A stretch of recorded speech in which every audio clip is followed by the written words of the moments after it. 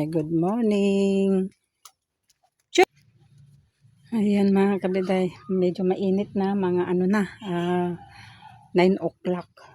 So tignan natin ang pipino natin mga kabiday, ang lalaki na. Ilang araw lang yung nung binidyo ko maliit lang. Ayan malalaki na. Super laki na mga kabiday, ang dami. Marami na rin akong napitas. Ito loob natin. Pero pag nakikita mo naman parang ayaw mong kumain. May 3 bunga diyan. At may isa diyan malaki na. At meron diyan.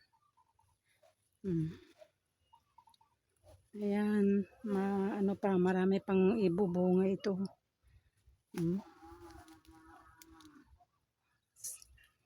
Ibabad sa suka. Ito, na siya, malaki na. At may, tayo, ito, sitaw. May bunga na, Ang sitaw natin, gusto ko umakyat na itong pakyat natin dyan. Akyat ka na. Sana mamunga ka ng marami. Ayan. Ay. Parang Ayan. Ang dami ring tanim ni kuya na sitaw. Yung nandun. Ayan nandun. Sa pader. Namumunga siya pa. At yung dragon fruits pala, napitas ko na. Pero hindi ko pa na videohan, ay na download. Kasi naggawa ako ng jelly ba yun? Oo. Yun. Ang ganda ng ng alupbati. Ayan ang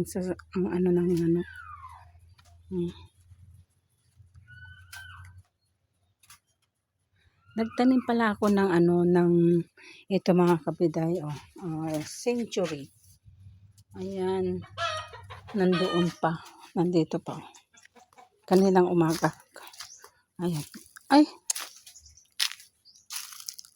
akala ko ng manok. Mga yan. Sa gilid. Pangsamantala lang yan.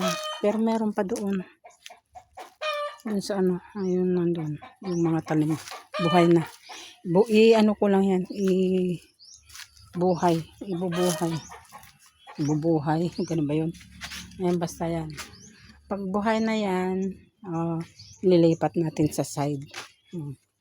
Parang gusto kong mag-ulam nito mga kabiday. Ilaga lang.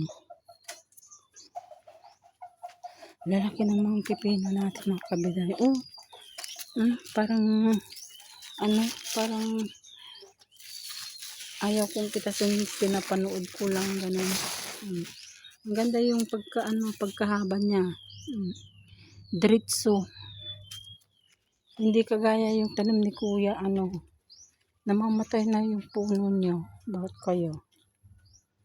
Parang may sira yan.